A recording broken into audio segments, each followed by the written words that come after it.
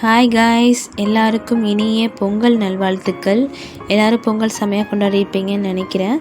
நாங்கள் கொஞ்சம் வித்தியாசமாக எங்கள் மாமியார் வீட்டில் கொண்டாடுவாங்க. இந்த பேப்பி மேளம் இதெல்லாம் முத நாள் எங்கள் வீட்டில் ஊதுவாங்க, எல்லாம் வாசிப்பாங்க.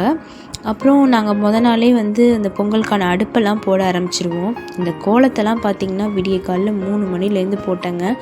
நைட்டு இந்த மாவு கோலம்லாம் முடிச்சிட்டேன். காலையில் கலர் கோலமாவு இதெல்லாம் போட்டோம். போட்டேன். நான் மட்டும் தாங்க போட்டேன். எப்படி இருக்குங்கிறத கமெண்ட் பண்ணுங்கள். எல்லாருக்கும் ஷேர் பண்ணி இது எப்படி இருக்குங்கிறத கமெண்ட் பண்ண சொல்லுங்கள்.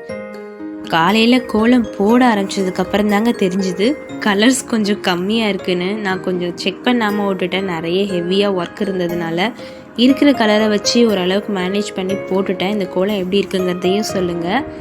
இந்த மாவு கோலம்லாம் போடுறதுக்கு ரொம்ப ரிஸ்க் எடுக்கணுங்க. ஏன்னா குழந்தைங்க அழிச்சிருவாங்க உடனே. அதை அழியாமல் இருக்கிறதுக்கு ஒரு டிப்ஸ் சொல்கிறேன். ஃபெவிகால் ஊற்றுனீங்கன்னா அழியவே அழியாது. ஒரு 2-3 டேஸ் கண்டினியூ ஆகும்.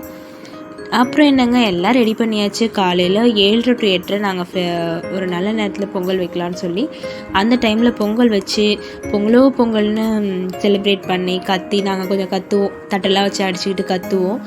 அதெல்லாம் நல்லா ஜாலியாக என்ஜாய் பண்ணிவிட்டு பொங்கல் பொங்குனதும் அரிசியை போட்டு பொங்கலை ரெடி பண்ணி சாமி கும்பிட ரெடி ஆகிட்டோங்க. உங்கள் வீட்லேயும் இந்த மாதிரி வில்லேஜ் டைப்பில் பொங்கல் கொண்டாடுவீங்களான்னு கமெண்ட் பண்ணுங்கள். ஃபைனலாக நாங்கள் சங்கை ஊதி தான் அதை முடிப்போம். அந்த பூஜையை எங்கள் அத்தை கஷ்டப்பட்டு ஊதி எல்லாம் ரெடி பண்ணாங்க. அதுக்கு மேலே அவங்களால தம் கட்டி ஊத முடியல.